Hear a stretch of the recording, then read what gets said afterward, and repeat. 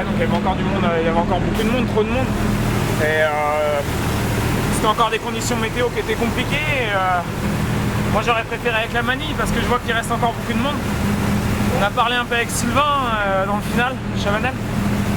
On voulait attaquer soit dans le Poggio, soit juste avant le Poggio, mais c'est compliqué, il y avait un vent de face. Il y avait un vent de face qui condamnait tout en fait. Donc je me suis dit que j'allais me garder et puis sortir à 1,5 km de l'arrivée, mais pareil, vent de face c'est pas possible. On l'a bien vu avec Nibali d'ailleurs. Avec Nibali qui était pourtant fort et puis pourtant il s'est écrasé comme une merde donc voilà, non, et puis en plus t'avais des mecs, tu vois, tu regardes, tu fais vite le tour de la question, tu dis bah voilà, quand c'est Lara il a encore un équipier, Sagan il a encore un équipier, Carf pareil, tu vois, donc ça...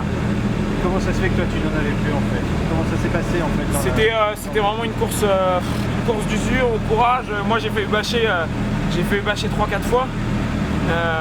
Je savais que ça allait être une course plus mentale que physique. T'avais froid? J'avais froid,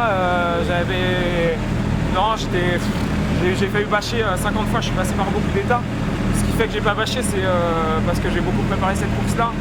Et voilà, mais c'était une course qui était vraiment usante et je suis déçu de ne pas avoir trouvé l'opportunité en finale parce que j'étais vraiment très bien, j'avais des très bonnes jambes.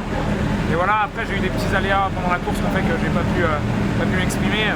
J'ai ma plaque qui passait plus dans le Poggio, voilà, petit plateau, c'est pas possible. Et quand j'ai vu Gilbert y aller, je me suis dit, bon là, et puis en fait, finalement il a mis la même cacahuète que tous les ans au même endroit, mais de rien, enfin, il a pas fait le trou non plus quoi.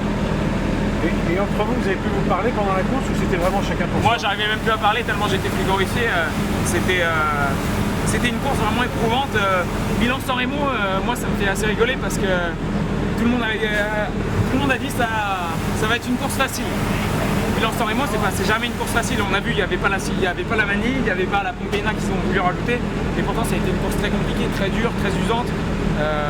Dès les capots il y en a qui se sont écartés parce que c'était dur. Bon, et au final, t'es quand même content ou...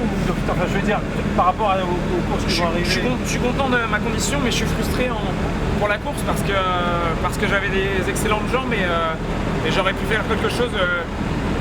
Voilà, j'aurais dû essayer. J'avais prévu d'attaquer à 1,4 km de l'arrivée, un peu avant les virages, et voilà, c'est ce que j'aurais dû faire. Je sais pas.